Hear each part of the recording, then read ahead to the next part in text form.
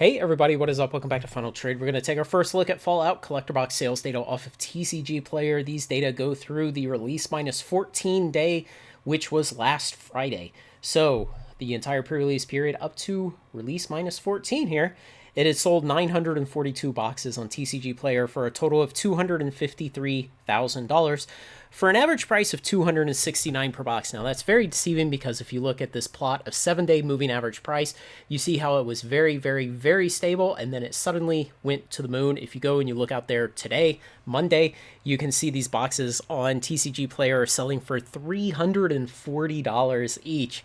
Now what I would recommend to people is if you love Fallout, if you love the flavor, if you want to have the cards, go buy a case of the Commander decks. The Commander deck cases are running half that price. They're running about $170 over on eBay. I didn't check TCG Player to see if they were cheaper over there, but you can get almost all of the mechanically unique cards. Now, there's a subset of about 9 reskinned cards that are skinned into a Fallout theme, but mechanically they are not unique cards. So, you know, if you just want the cards to have because you love Fallout, go get that. It's a lot cheaper, and you'll get a much bigger variety of the cards in the set by just buying the case of Commander decks.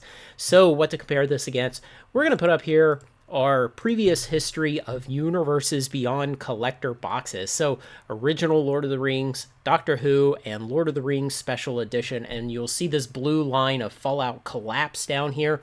The yellow line of Doctor Who and the red line of Lord of the Rings Special Edition that you can just barely see under here.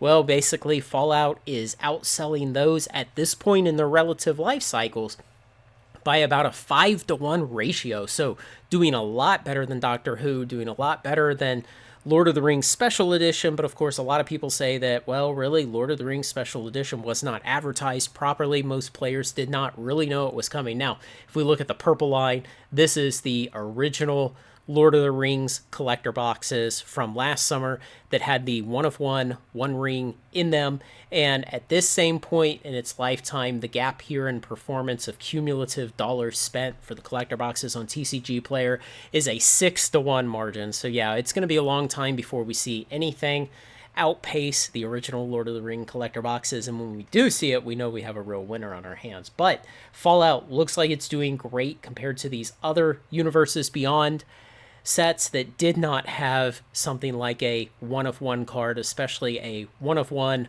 one ring coming from Lord of the Rings, which is a evergreen property that has great alignment with the Magic player base to start with. So this looks really good. The sales look really strong. Hopefully card stores can make out like bandits on this, get some much needed profit from it.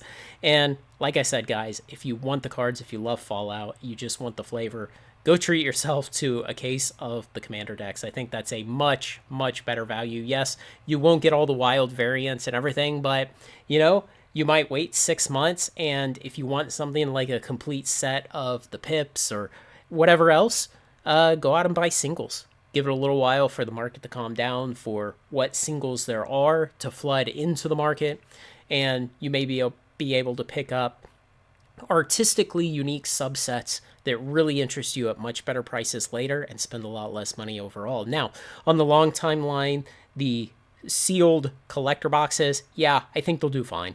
You know, Fallout's a popular IP. I contend it's on the downslope of its lifetime popularity because, again, it's the original game came out in, 1995?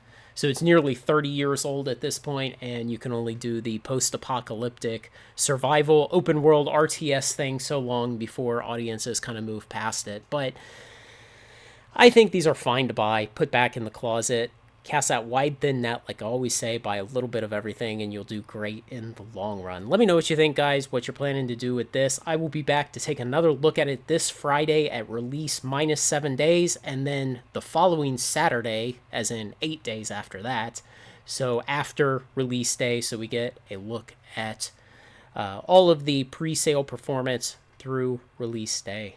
Thanks to everyone who makes this content possible, especially my very generous supporters on Patreon. I appreciate you all.